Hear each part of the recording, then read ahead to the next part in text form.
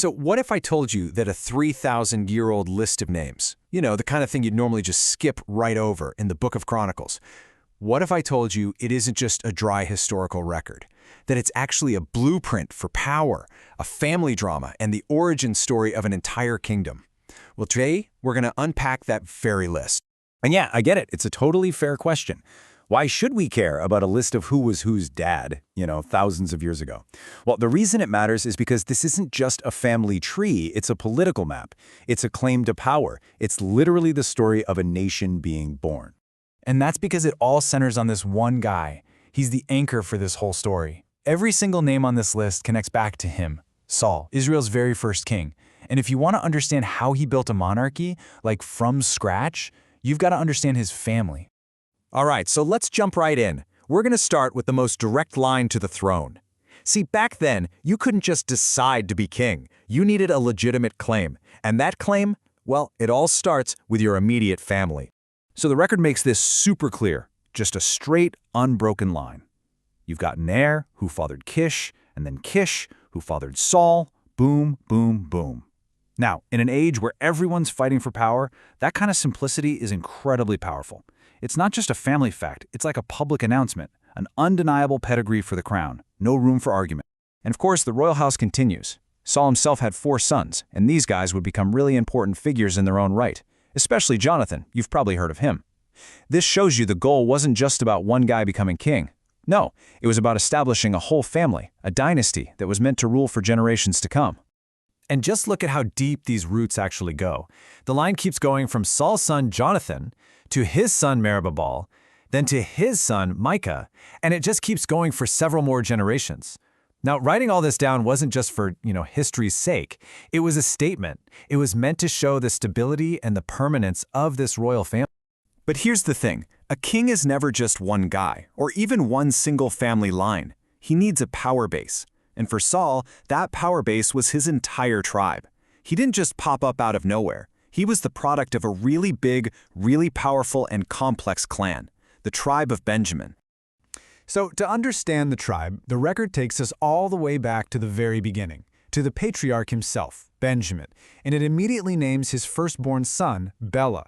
Right there, the family tree starts to branch out, giving us a little hint of the massive scale of the clan we're about to dive into. And this is where things can get a little complicated, but this list really helps organize that whole web of families. It shows they weren't just a bunch of names.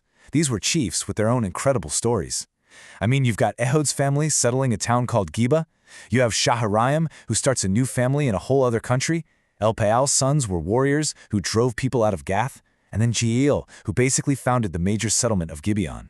Every single one of these guys led a powerful branch of the tribe. And that, right there, is the most important part. This whole genealogy, it isn't just a boring list of names. It's a record of actions. It tells us what these people actually did. They weren't just sitting around. They were actively shaping their world. I absolutely love this little detail. Right in the middle of this long, long list of names, we get this wonderful little note about a guy named Shemed. And it says he's the one who built Ono and Lod and their villages. He was a builder. He founded towns that people would live in for centuries. It's just such a brief but powerful reminder that every name on this list was a real person with a real life. So, here's the big takeaway from all this. The tribe wasn't just one thing. It was this incredibly diverse and complex society. You had builders, right, like Shemed, and then you had powerful military leaders. It took all kinds of people to build and defend a territory. And this genealogy is basically the record of that whole diverse power structure. And yeah, that military aspect was absolutely vital.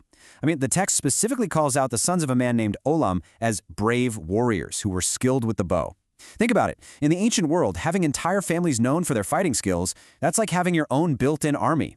It was a massive source of power for Saul. And if you want to understand the sheer scale we're talking about, check this out. That one man, Ulam, the leader of those warriors, he had 150 sons and grandsons. Just let that sink in for a second. 150. That's not a family, that's an entire company of soldiers, all from just one branch of the family tree. That single number gives you this incredible snapshot of the tribe's military might. Okay, so let's circle all the way back to that question we started with. We've seen the direct royal line, we've seen the powerful tribe that backed them up, But why? Why go to all the trouble of recording every single one of these names? Why did these lists matter so much? Well, it's because back then, a genealogy wasn't some private hobby you did on the weekend. It was a public document. It was basically your ID card, your property deed, and your political resume all rolled into one. It was the map that told everyone in society exactly who you were and where you belonged. So this one list did so many critical things at once. It established a king's legitimate right to be on the throne. It confirmed a family's rights to their land and their inheritance. It documented social status and all their alliances. It helped create a shared history, a real identity. And, like we've been talking about, it mapped the entire power structure of the tribe. See, this wasn't just some dusty old record. It was a living, breathing document that was absolutely essential for holding their whole society together. And that kind of leaves us with one last thought to chew on. This ancient record, it was all defined by fathers and sons and tribal chiefs. So it makes you wonder, if a historical record of your life was being written, what names would be in it? What names would be essential to telling your story? What lineage, not necessarily of blood, but of influence and connection, is the one that truly defines who you are?